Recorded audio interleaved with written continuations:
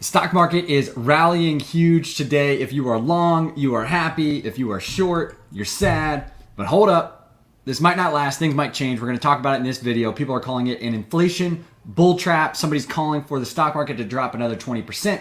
I'm going to talk about what I'm doing with my portfolio, my top positions today, and my response to the inflation trap and stocks dropping another 20%.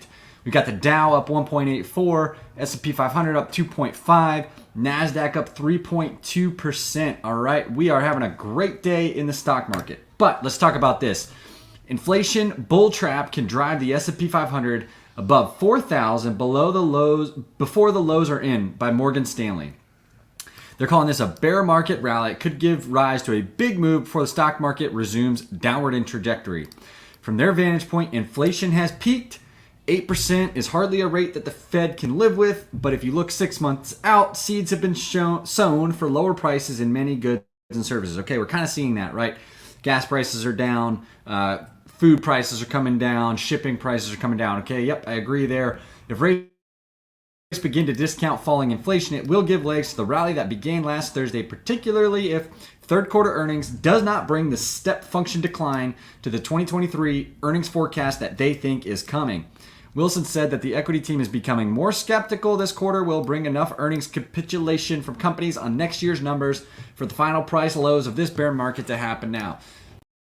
This is, common behavior. They are just extending the time horizon of their prediction. Basically, the lesson to learn here is to do your own research and have an approach where you are not completely relying on these forecasts from analysts, because every single forecast is wrong. No one gets things exactly right every time. It's impossible. They'll get them right sometimes, but usually it's after adjusting it. So just remember that, right? The S&P 500 going to 4150. If the rally holds, it could push the S&P 500 to 4,000 in an attempt to retake the 200-day moving average of around 4150. That shouldn't be rolled out. That looks like an awfully big move, but it would be in line with prior bear market rallies. Okay, this is what they're talking about. While the 200-week moving average of around 35.85 was taken out on Friday's close, it's a formidable level that won't be taken out without a fight. Usually takes a full-blown recession, which we don't have yet, which they're going to say is indicated by a 1 to 2% rise in unemployment rate. So even though we got GDP that was flat to down quarter over quarter, which indicates a recession, there's also an unemployment part of it. That's why there's a lot of debate whether we're in a recession or not. Not all recessions result in a break of the 200. Okay. And here's what they say. Longer term, though, the broader market will keep falling. Longer term. Let's see what they're talking about long term. To be crystal clear, we think a tradable bear market rally began last Thursday. We also believe the 200-week moving average will eventually give way like it typically does when earnings forecasts fall by 20%. Plus, the final price lows for this bear are likely to be closer to 3,000 to 3,200. And so if we look, the S&P 500 is at about 3,600. So that's 20 to 25% downside from here is what they're calling. Okay, let's define long-term for a second. They're talking about 6 months to a year. That's not long-term. Long-term for me is 5, 10, 15, 20, and 30 years and beyond. And if we look long-term, this is what stocks do. The stock market goes up long-term. We go back to 1950 in the S&P 500, $10,000 invested in 1950. If you just leave it, never added another dime, and ignored everything that happened and just worked and lived your life, you would have $2.2 million. Now imagine what happens if you were adding over time, right? And maybe, that's a long time frame. So even from here, it goes from 89, it goes from 176,000 to 2.2 million, okay? Stocks go up over time as long as our economy doesn't completely crash, which if it does, then I'm not worried about not being in the market. I'm going to worry about my own safety and livelihood at that point, right?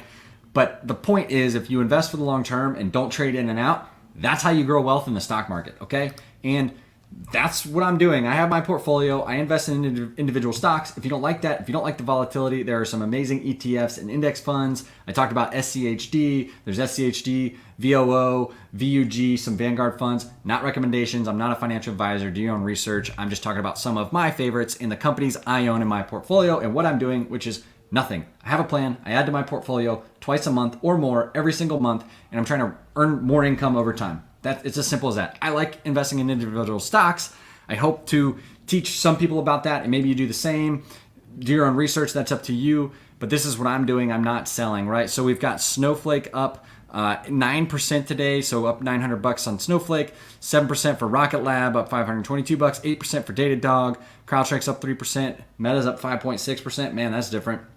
GitLab's up 7.8%. Cloudflare's up 13%. Airbnb's up 6%, Bill.com's up 6%, Tesla's up 6%. Everything's up, right?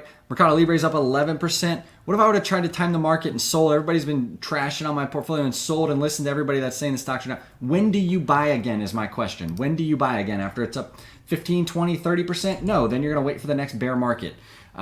Anyways, let's talk about Meta a little bit, right? Let's talk about some actual reasons stocks are potentially going up. A, they're to the point where I think they're undervalued for long-term potential in a lot of great companies. But we've got some good Meta news. So advertising checks were in line or slightly better than trends are persisting. Meta's advantage is working. Advantage Plus is working, says RBC. They say advertiser forward commentary favors Meta versus Google. So that's interesting. Both great companies. I own Meta, as you see in the portfolio, and maybe there's some legs there. Maybe the advertising outlook and the death of Meta isn't happening. Like I've been talking about and saying, Meta is not dying. They have 3 billion users on multiple apps, okay? Not many companies in the world have ever done that. They're betting on AR, VR, and Oculus. I think it's going to be successful over the long term. It is a long-term play. If you don't like that, Meta's not the stock for you. Do your own research. Anyways, are you enjoying this rally? Are you scared? Did you sell? Are you adding over time? What companies are you interested in? Let me know in the comments.